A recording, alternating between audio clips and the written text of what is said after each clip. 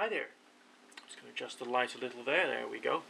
I'm about to go out this evening after I've got myself ready to go to my speaking club, which is a place where I go to learn about different styles of presentation and how to do public speaking, basically. And we're allowed to do these speeches on nearly any subjects in the world.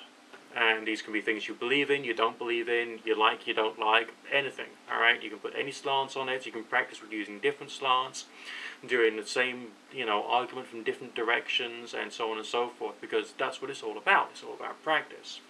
As I say, I'm going out tonight. The speech is going to be very heavily evaluated. And so obviously I'm looking to get their opinion about my speech itself. But I also want your opinion as well. So I'm going to do this speech for you right now.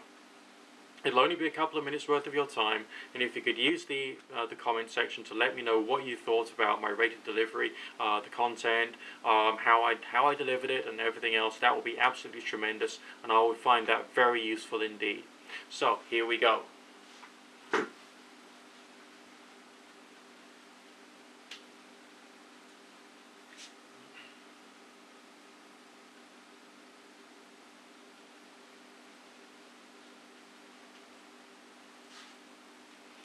Freedom of speech. It's become a bit of a sacred cow in our society today. We all want to protect freedom of speech in one form or another.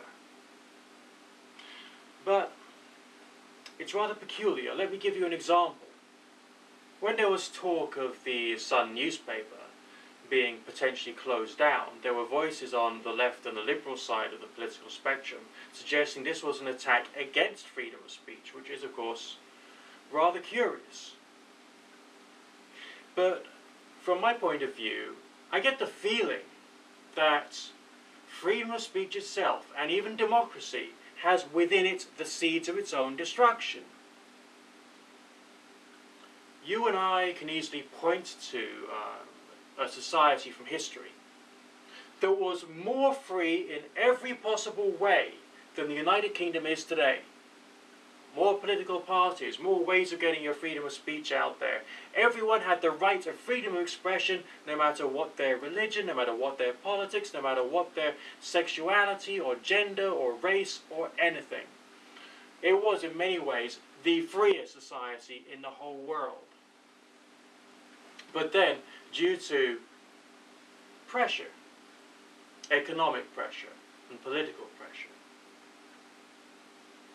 things started to change. A social myth started creeping, as it were, from the sewers into the public eye, based upon bitterness, resentment, and fear. Groups were scapegoated. And within time, the edifice of democracy was overturned. I really shouldn't have to go into all the fine details as to what happened after that time. There were, of course, the gas chambers, concentration camps, and the harvesting of teeth for golden fillings. But let's just fast forward a little to the 21st century, right now. Sure, yes, we have economic pressures. But within Britain today, and this is what is really interesting, we do have freedom of speech and a strong belief in freedom of speech, but we also have this overarching ideology which controls, to a certain extent, the quality of freedom of speech. Those in the fringes find it harder to set up methods within society to be able to broadcast their extreme ideologies. Okay? We have a system of checks and balances present in the world within the UK, which is brilliant. But there is another world which does not have those checks and balances, and it's a world which we all have an increasing quantity of access to. And yes, I'm talking about the internet. It is a free speech engine which has the power to drive social change. Since the internet became much more popular, the percentage of people who believed in, for want of a better word of course, evolution, has been on the decline. And yes, there have been certain ideologies which have been steadily on the rise.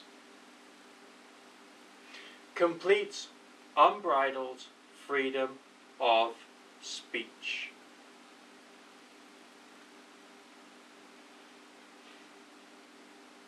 But with none of the checks and balances that we have in real physical bricks and mortar society. Can this necessarily be a good thing? It's very difficult to say. But there are some things that we could all do.